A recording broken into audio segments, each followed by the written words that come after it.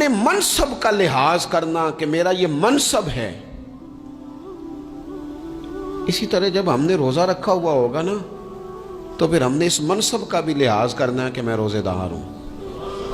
پھر خالی بھوکے پیاسا نہیں رہنا. رسول پاک صلی اللہ تعالی علیہ وآلہ وسلم نے پتہ ہے روزے دار کی فضیلت کیا بیان فرمائی؟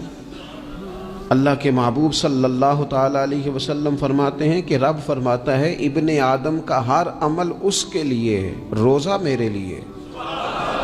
اور فرمایا میں خود جزا دوں گا روزے کی، میں خود جزا دوں گا روزے کی. اور حضور فرماتے ہیں روزہ ڈھال ہے.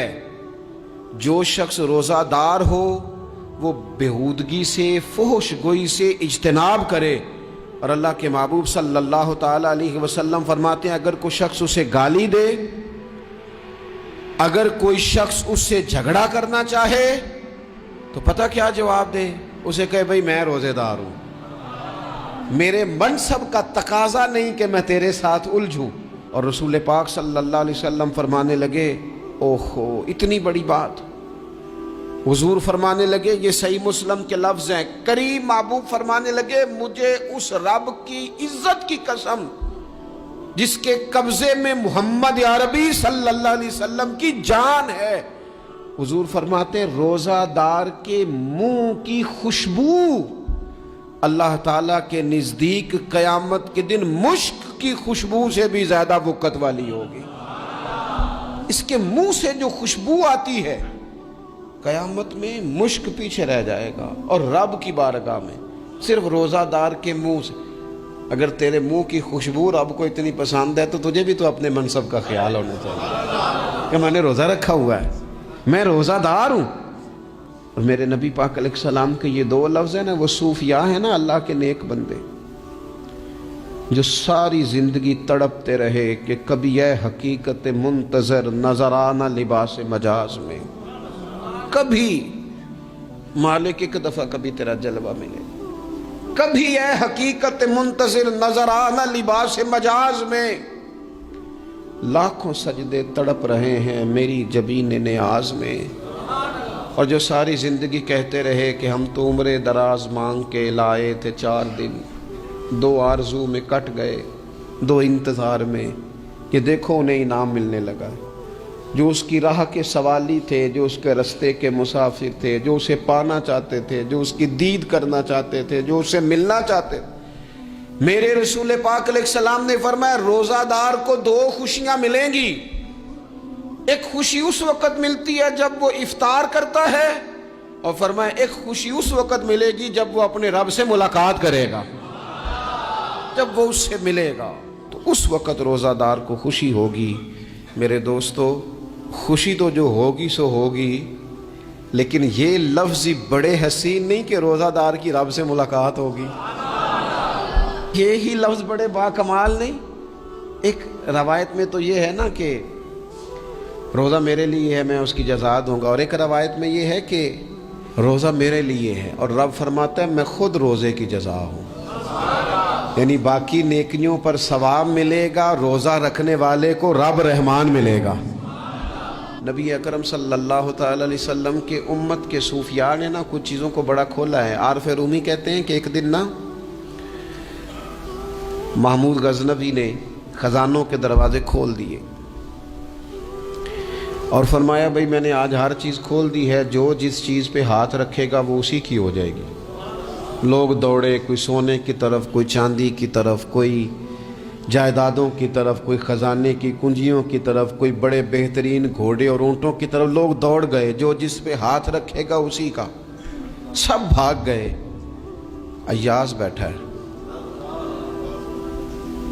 نہ وہ حسن میں رہی شوخیاں، نہ وہ عشق میں رہی گرمیاں، نہ وہ غزنوی میں تڑپ رہی، نہ وہ خم ہے زلف ایاز میں. وہ لذتیں کہاں؟ ایاز چپ کر کے بیٹھا ہے. پھر محمود نے ایاز کی طرف مخاطب کر کے کہا ایاز اٹھنا نہیں، آج لوٹ سیل لگ گئی ہے، جو جس چیز پہ ہاتھ رکھے گا اسی کی. ایاز کہنے لگا بات پکی ہے نا؟ تو محمود خوش تھے، موڈ بڑا اچھا تھا، کہا بالکل پکی ہے. تو ایاز کہنے لگے چلو ٹھیک ہے. ایاز اٹھے، پیچھے سے جا کے نا تو محمود کے کندھے پہ ہاتھ رکھ دیا. محمود کے کندھے پہ ہاتھ رکھا. محمود کہنے لگے یہ کیا بات کا, آپ سے میں نے پوچھا تھا, بات پکی ہے, جو جس پہ ہاتھ رکھے گا اسی کا نا. تو تھوڑی دیر پہلے مسکراتے چہروں میں آنسو آ گئے. ایاز بھی روئے تو محمود بھی روئے. کہا بادشاہ پکا رہنا, وہ جن کو خزانے چاہیے تھے وہ دوڑ گئے, مجھے تو چاہیے. لنگ کئی مہینے تے برس گئے تے تیری دید نو دیدے ترس گئے, تیری تو ملے گا.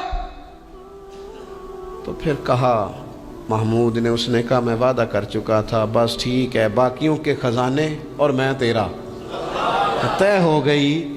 فرمایا باقی نیکیوں پر ثواب ملے گا, اور روزہ رکھنے والے کو رب رحمان ملے گا, اللہ کا قرب ملے گا. دیکھو نا, وہ خاص انسان کو کیفیت حاصل ہوتی ہے روزے میں, رب کے ہونے کا یقین. وہ جو صوفیاء کہتے ہیں نا مراقبہ کرو, وہ نصیب ہوتا ہے.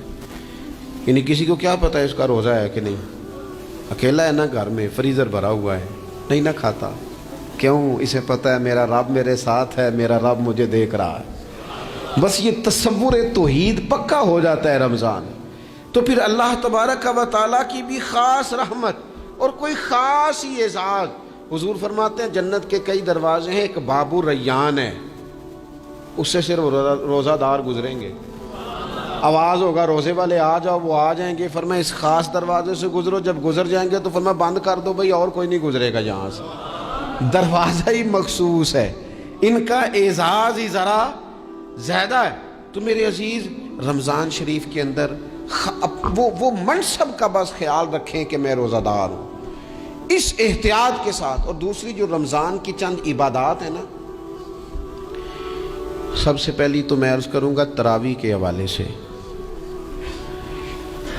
یہ بات یاد رکھ لیں کہ نبی پاک علیہ الصلوۃ والسلام نے فرمایا جس نے ایمان اور احتساب کی نیت کے ساتھ رمضان میں قیام کیا, اللہ اس کے پچھلے سارے گناہوں کو معاف فرما دے گا. اور ایک مقام پر نبی پاک صلی اللہ تعالیٰ علیہ وسلم نے بیان کیا, یہ مشکات میں موجود ہے. حضور فرماتے ہیں رمضان اور قرآن دونوں قیامت کے دن بندے کی شفاعت کریں گے. رمضان کہے گا یا اللہ میں نے اسے دن بھر کھانا کھانے سے باز رکھا, اور تیری بارگاہ کے حکم کے مطابق اس نے اپنے آپ کو ان چیزوں سے بچا کے رکھا. اور قرآن کہے گا مالک رات میں نے اسے نیند سے روکے رکھا. کیا مطلب؟ اس نے کھڑے ہو کے عبادت کی. اگرچہ اس سے مراد شارحین حدیث نے تراویح بھی لیا ہے, تہجد کی نماز بھی لیا ہے, صلاۃ اللیل بھی لی ہے, لیکن میرے عزیز یہ خاص ربط ہے قرآن مجید کے ساتھ تراویح کا. مسنون ہے رمضان کی راتوں میں قرآن مجید اور تراویح کا پڑھنا. اگر تھوڑی سی نا طبیعت میں صرف تبدیلی پیدا کی جائے, میں نے دیکھا ہے کہ جو لوگ کہتے ہیں نا میرا وقت بڑا قیمتی ہے, بڑی ساری جگہوں پہ آپ کو بیٹھنا پڑتا ہے, بیٹھیں آپ 2 گھنٹے بیٹھیں, 3 گھنٹے بیٹھیں. میں نے دیکھا ہے لوگ جاتے ہیں کسی دفتر میں تو رات کو ہی چلے جاتے ہیں اس علاقے میں, کھڑے ہیں, پاسپورٹ کے دفتر کھڑے ہیں, شناختی کارڈ کے دفتر کھڑے ہیں, امیگریشن کی لائنوں میں کھڑے ہیں. کچھ ذہن تو بنائیں کہ میں نے رات کھڑے رہنا ہے اور اپنے رب کی عبادت کرنی ہے. تراویح کو ذرا ذوق سے آپ اگر تھوڑا ارادہ کر لیں گے نا, یعنی کوئی ایسا مشکل کام نہیں. میری تو رائے یہ ہے کہ پہلے 3-4 دن ذرا جم کے ذہن بنائیں, اور تھوڑا سا نا روٹین کو بدلنے کی کوشش نہ کریں. جس امام صاحب کے پیچھے تراویح شروع کریں, کوشش کریں ساری وہیں پڑھیں. روٹین بدلنے سے بھی سستی آتی ہے. ایک دن یہاں گئے, 2 دن وہاں گئے, تو یہ روٹین بدلنے سے بھی بعض اوقات سستی آتی ہے. کوشش کریں ایک جگہ پہ قرآن شریف سننا شروع کریں اور پھر پورا قرآن مجید وہیں پہ سنیں, اور تھوڑا ذہن بنائیں. میں نے دیکھا ہے ہمارے استاد صاحب اس طرح کیا کرتے تھے کہ بہت تھوڑا کھانا افطاری کے وقت, تھوڑا, اور ان سے کہا جاتا آپ بزرگ آدمی ہیں, اتنا کم کھانا کیسے نظام چلے گا؟ تو فرماتے تھے میں 1 چپاتی اور آدھی چپاتی کھا لوں گا لیکن تراویح کے بعد. اب اگر زیادہ کھانا کھاؤں گا تو طبیعت میں سستی آئے گی, میرے لیے کھڑا ہونا مشکل ہو جائے. سادہ سا کھانے کے ساتھ افطاری کی جائے گی. اور تراویح کے لیے اپنے آپ کو ذہنی, کہاں ٹائم ملتا ہے سارا سال قرآن پڑھنے سننے کا, یہ تو اللہ نے موقع عطا فرمایا ہے.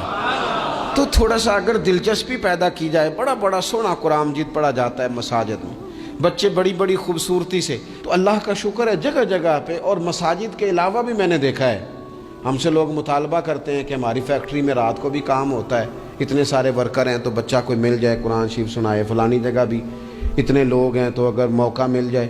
تو اگر تھوڑا ذہن بنایا جائے, شوق پیدا کیا جائے تو اللہ تعالیٰ فضل فرماتا ہے, انسان کو طاقت ملتی ہے کھڑے رہنے کی.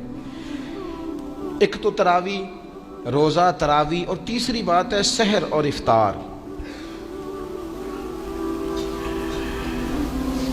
یہ جو سحری اور افطار, یہودی جو تھے نا وہ سحری نہیں کرتے تھے, سحری کا نام و نشان نہیں تھا, روزہ رکھتے سحری نہیں کرتے. تو نبی پاک صلی اللہ تعالی علیہ وسلم نے فرمایا ہمارے اور یہودیوں کے درمیان فرق ہی سحری کا ہے. اور نبی پاک صلی اللہ تعالی علیہ وآلہ وسلم نے فرمایا سحری کھایا کرو, سحری کھانے میں برکت ہے. اور اگلی بات سننی ہے آپ نے تو خوش ہو جانا ہے, سحری کو معمولی نہ سمجھے, سحری کرنا عبادت ہے. ہاں آپ مت سمجھیں کہ میں روٹی کھا رہا ہوں, یہ تو میرے سامنے دہی رکھا ہوا ہے, یہ تو سالن رکھا ہوا ہے, یہ تو اچار رکھا ہے, تو چپاتیاں رکھی ہیں. سحری کھانا عبادت ہے. آپ صبح اٹھے, آپ کی تو روٹین ہی اور تھی, تو 7 بجے کھاتے تھے, 9 بجے کھاتے تھے. یہ جو آپ صبح کھا رہے ہیں اٹھ کے سحری میں, اپنی مرضی سے تھوڑی کھا رہے ہیں, یہ تو کسی کے کہنے سے کھا رہے ہیں, یہ تو کسی کے بٹھائے بیٹھے ہیں. یہ جو سحری کا لنگر ہے یہ رب رسول کی رحمت کے ساتھ عطا ہوتا ہے, یہ کرم ہے, یہ اللہ رسول کے بٹھائے بیٹھے.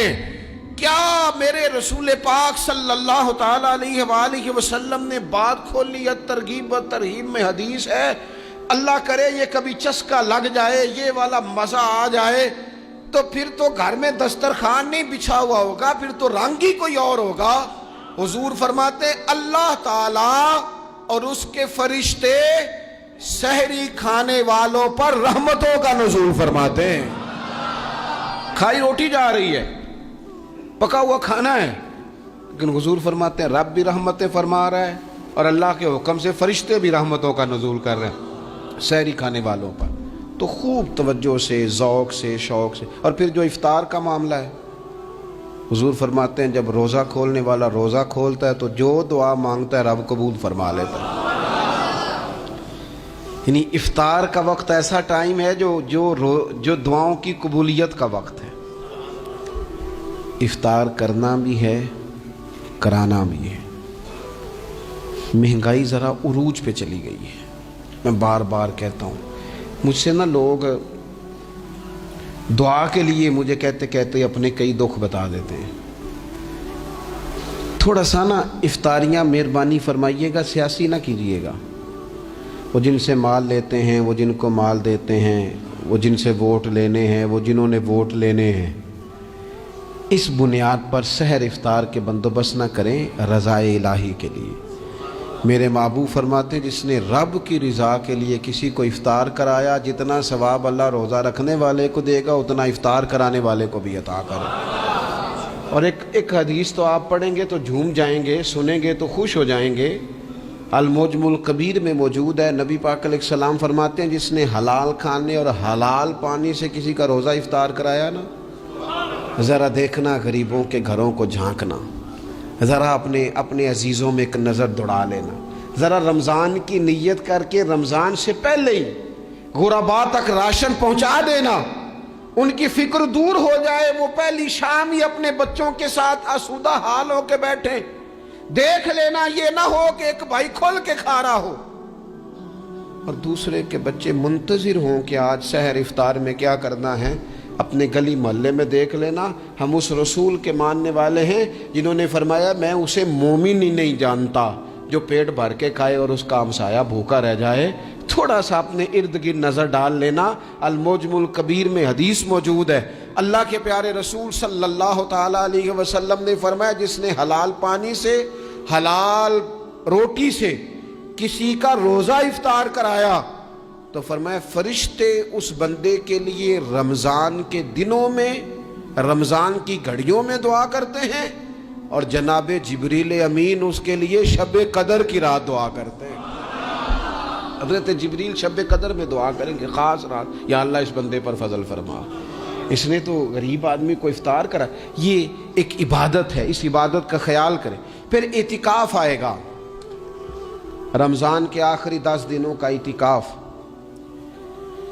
اسلام میں رہبانیت نہیں ہے، لیکن کبھی کبھی سب سے کٹ کے اپنے رب کے ساتھ جڑ جانا، کچھ رات کی عبادتیں، کچھ تنہائی کے اذکار، کچھ درود و سلام کا ذوق، یہ ان ساری خوبصورتیوں میں سے ایک خوبصورتی اعتکاف بھی ہے۔ اللہ کے پیارے رسول علیہ الصلوۃ والسلام ہمیشہ اعتکاف کرتے، اور حضرت عطا بن رباح رضی اللہ تعالیٰ عنہ کیسی خوبصورت بات ارشاد فرماتے ہیں، معتکف تو اس آدمی کی طرح ہے جیسے کسی بندے کو کسی کے ساتھ کوئی کام پڑ جائے نا تو وہ جا کے اس کے دروازے پر بیٹھ جاتا ہے کہ جب تک میرا کام ہوگا نہیں میں جاؤں گا نہیں۔ فرماتے ہیں یہ اعتکاف والا بھی آ کے رب کریم کے گھر بیٹھ گیا ہے کہ جب تک تو معاف نہیں کرے گا میں جاؤں گا نہیں، جب تک تو بخشش نہیں کرے گا میں اس دروازے سے ہٹوں گا نہیں۔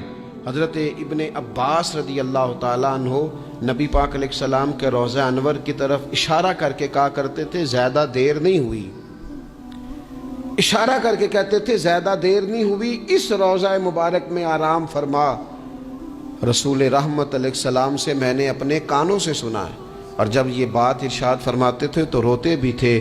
فرماتے ہیں میں نے خود نبی پاک علیہ السلام سے سنا ہے کہ جو شخص اللہ تعالیٰ کی رضا کے لیے ایک دن کا بھی اعتکاف کرے گا نا، اللہ تبارک و تعالیٰ اس کے اور جہنم کے درمیان 3 خندقوں کی آڑ بنا دے گا، اور فرمایا ان کی مسافت زمین و آسمان سے بھی زیادہ ہوگی۔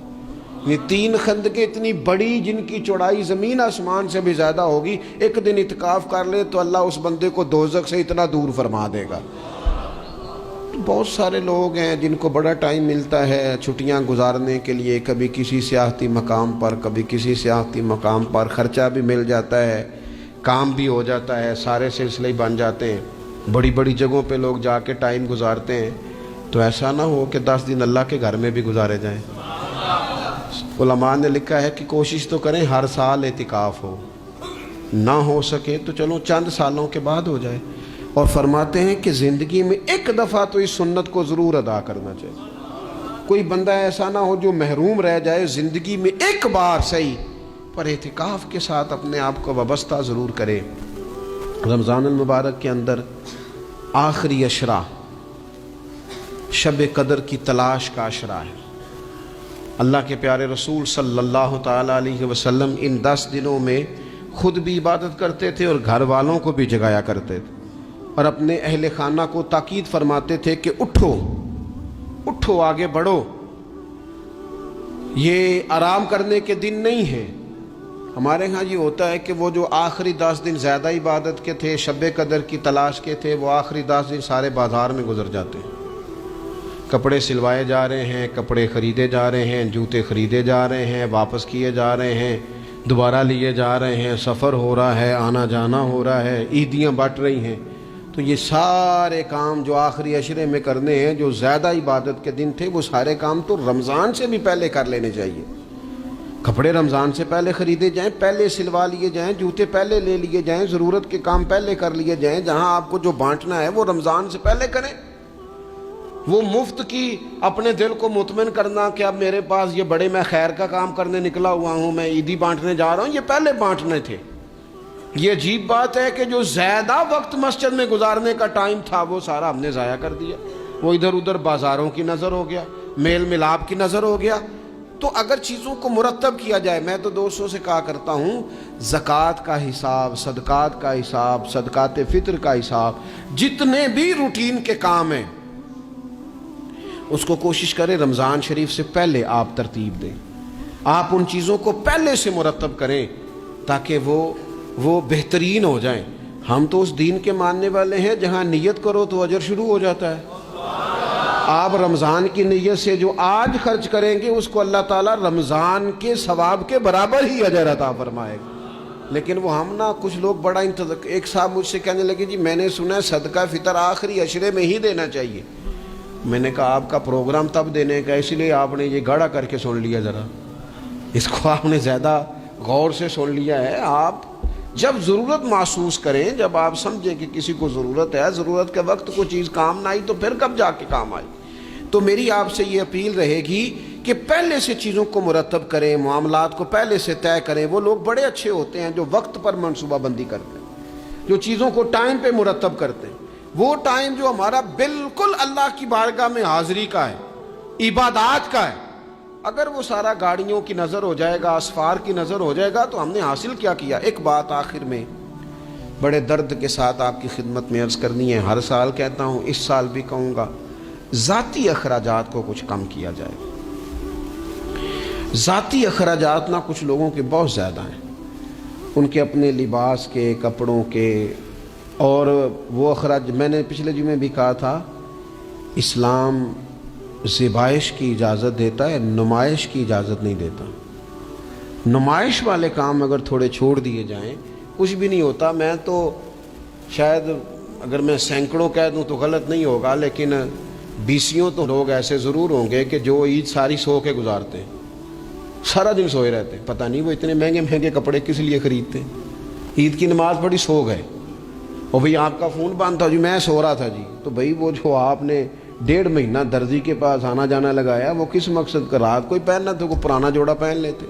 ایسی مصیبت کیا بنی ہوئی تھی؟ اتنے مہنگے کپڑے خریدے، اتنا مہنگا جوتا لیا، اور دن سارا سو کے گزار دیا۔ ذاتی اخراجات کم کریں۔ پتہ کیا ہے؟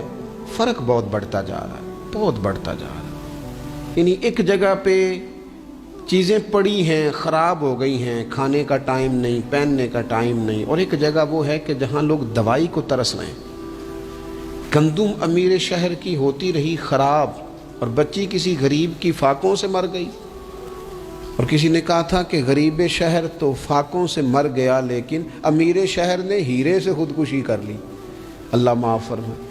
تو بہت ساری جگہوں پہ لوازمات زیادہ ہیں، اخراجات زیادہ ہیں، تکلفات زیادہ ہیں۔ اس رمضان میں مہنگائی کا جو زور ہے، حالات کی جو سنگینی ہے، اور تھوڑا پیچھے جائیں تو غریب علاقوں میں جس قسم پرسی کے ساتھ لوگ اپنا وقت بتا رہے ہیں، اگر صرف امیر لوگ اپنے کچھ ذاتی اخراجات کو کنٹرول کرنے میں کامیاب ہو جائیں تو بڑے سارے لوگ ایسے ہیں جن کے لیے وہ خوشیاں بانٹنے کا ذریعہ بنیں گے، اسباب دے۔ اور ویسے بھی زندگی سادہ کریں، آسان ہو جائے گی۔